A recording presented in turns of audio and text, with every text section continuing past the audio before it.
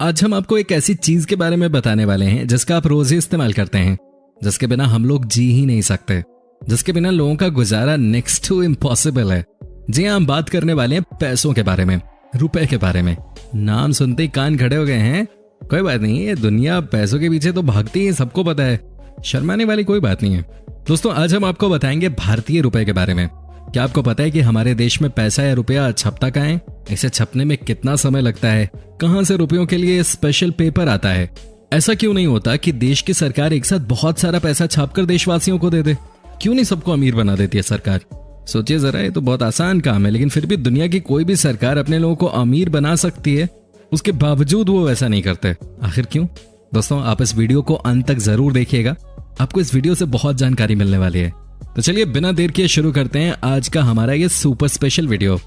लेकिन उससे पहले एक छोटी सी रिक्वेस्ट आप सभी से, अगर आप हमारे चैनल पे नए हैं तो प्लीज चैनल को सब्सक्राइब जरूर कर लीजिएगा। अगर यही वीडियो आप फेसबुक पे देख रहे हैं तो पेज को लाइक भी कर दीजिएगा। आज मैं आपके लिए लाया हूं एक ऐसी खबर जिसे देखने के बाद आप झूम उठेंगे। दोस्तों, आजकल हर कोई जाएगी। दोस्तों, हमारे देश में बहुत सारे ऐसे लोग हैं जो कि 2 वक्त का खाना भी नहीं खा सकते। बहुत से लोग ऐसे हैं जिनके पास नौकरी नहीं है। अपने सड़क किनारे तो भीख मांगते हुए लोगों को देखा ही होगा। छोटे छोटे ठेलों में लोग सामान बेच रहे होते हैं, कोई गर्मी में रिक्शा चला रहा होता है, किसी के पास पहनने के लिए कपड़ा नहीं है तो किसी के पास खाने को खाना नहीं है। और ये दुर्दशा सिर्फ हमारे देश की ही नहीं है, ऐसा लगभग हर देश में होता है।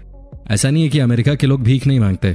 दोस्तों, दुनिया के हर देश में अमीर और गरीब हर किस्म के लोग होते हैं। लेकिन बड़ा सवाल यह है कि आखिर क्यों नहीं देश की सरकार गरीबों को अमीर बना देती है? आखिर क्या वजह है कि किसी भी देश की सरकार अपने लोगों में पैसा नहीं बांट सकती? दोस्तों, इसे बहुत सिंपल तरीके से मैं आपको समझाने की कोशिश करता हूँ। किसी भी देश की सरकार अगर अपने लोगों में बहुत सारा पैसा बांट देगी तो उससे होगा क्या कि उस देश का हर आदमी पैसे वाला हो जाएगा।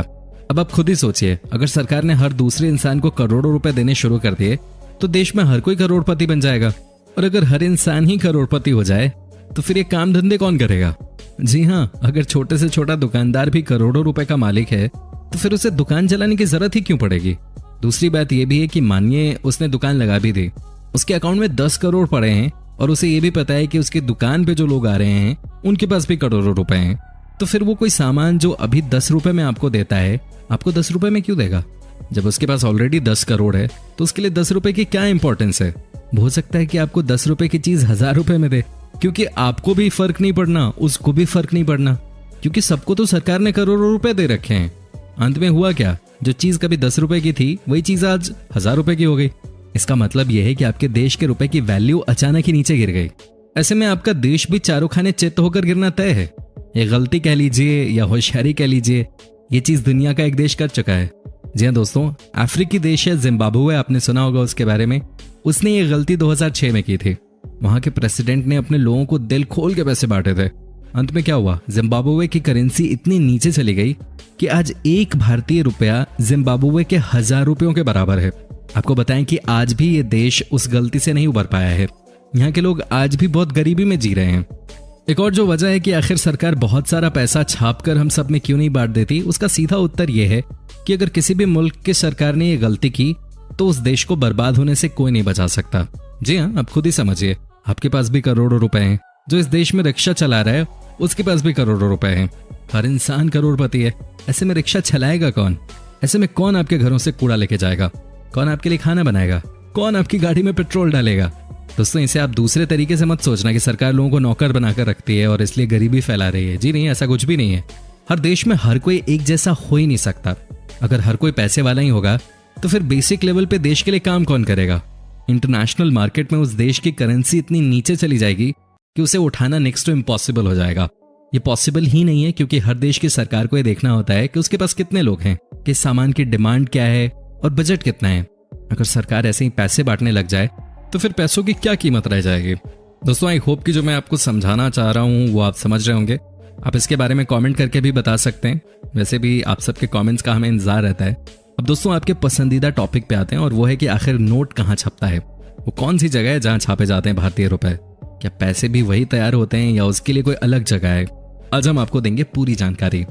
दोस्तों, जिस चीज को कमाने के लिए हम आप खूब मेहनत करते हैं वो रुपया इंडिया में तो छपता ही छपता है, लेकिन आपको जानकर हैरानी होगी कि इंडियन करेंसी बाहरी देशों में भी छापी जाती है। ना, बाहरी रुपए से मेरा मतलब है कि ऑथेंटिक माल, क्योंकि नकली तो सिर्फ पाकिस्तान में छपता है और कहीं नहीं। दोस्तों, भारत में रुपया शब्द का प्रयोग सबसे पहले मुगल शासक शेरशाह सूरी ने अपने शासनकाल में किया था। भारत में नोटों को छापने का काम भारतीय रिजर्व बैंक और सिक्कों को बनाने का काम भारतीय सरकार करती है। क्या आपको पता है कि सबसे पहले वाटरमार्क वाला नोट साल 1861 में देश में छपा था? भारत में सबसे पहले साल 1954 में 10,000, 5,000 और 1,000 रुपए के नोट सर्कुलेशन में आए थे, जिसे सरकार ने ब्लैक मनी रोकने के लिए 16 जनवरी साल 1978 में बंद कर दिया था। इसके 22 साल बाद सरकार ने 1,000 रुपए के नोट साल 2000 में चालू किए। भारतीय करेंसी पर हिंदी और अंग्रेजी के अलावा 15 भाषाओं का प्रयोग होता है। भारतीय करेंसी को रुपया कहते हैं। जो इंडियन करेंसी के नोट्स हैं, उनको बनाने के लिए कॉटन से बने कागज और विशेष तरह की स्याही का प्रयोग होता है। अधिकांश कागज होशंगाबाद के पेपर मिल और कुछ कागज महाराष्ट्र के करेंसी नोट प्रेस में तैयार किए जाते हैं। इसके लिए जिस स्याही का प्रयोग किया जाता है उसे मध्य प्रदेश के देवास बैंक नोट प्रेस में तैयार किया जाता है। नोट में जो उभरी हुई छपाई दिखती है, उसकी स्याही सिक्किम में स्विस फर्म की यूनिट सिक्पा में तैयार की जाती है। दोस्तों, हमारे देश में 4 बैंक नोट प्रेस, 4 टकसाल और 1 पेपर मिल है। ये नोट प्रेस मध्य प्रदेश, महाराष्ट्र, पश्चिम बंगाल और कर्नाटक में है। वहीं देवास नोट प्रेस में साल में 265 करोड़ रुपए के नोट छपते हैं, जिसमें 20, 50, 100 और 500 रुपए के नोट छापे जाते हैं। मध्य प्रदेश के देवास में ही नोटों में प्रयोग होने वाली स्याही का प्रोडक्शन होता है। करेंसी प्रेस नोट नासिक में साल 1991 से ही 1, 2, 5, 10, 50 और 100 रुपए के नोट छाप रहा है। पहले यहाँ सिर्फ 50 और 100 रुपए के नोट छपते थे, लेकिन अब नासिक में 2000 और 500 के नए नोट भी छापे जा रहे हैं। मध्य प्रदेश के ही होशंगाबाद में सिक्योरिटी पेपर मिल है। नोट छपाई के पेपर होशंगाबाद और विदेश से आते हैं और 1000 रुपए के नोट मैसूर में छापे जाते हैं। वहीं नोट छापने से पहले विदेश और होशंगाबाद से आई पेपर शीट को एक खास मशीन साइमंटन में डालती है।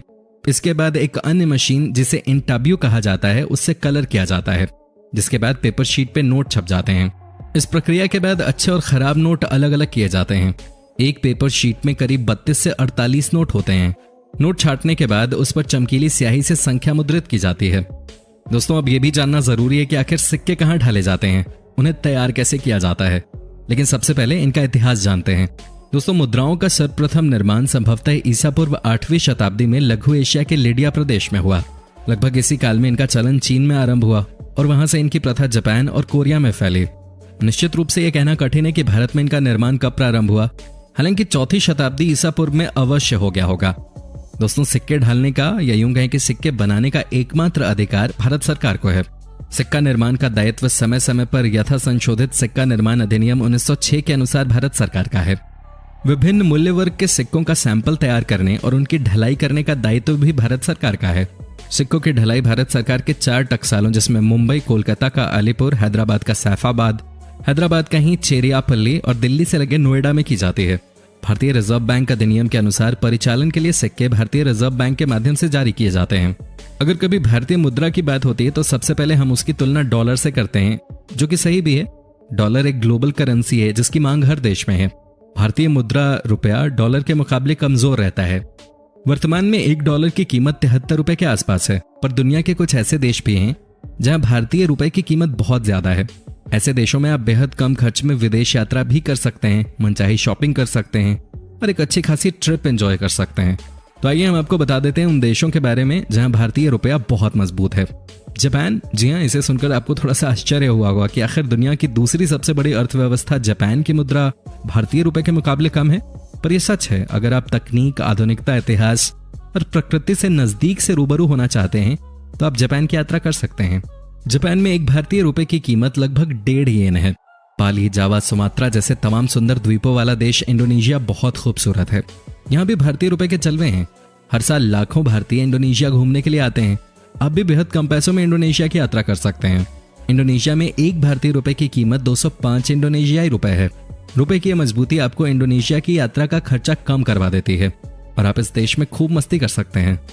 दोस्तों, आपको कैसी लगी है हमारी वीडियो, आप हमें कमेंट करके जरूर बताएं। हमें आपके कमेंट्स का इंतजार रहता है।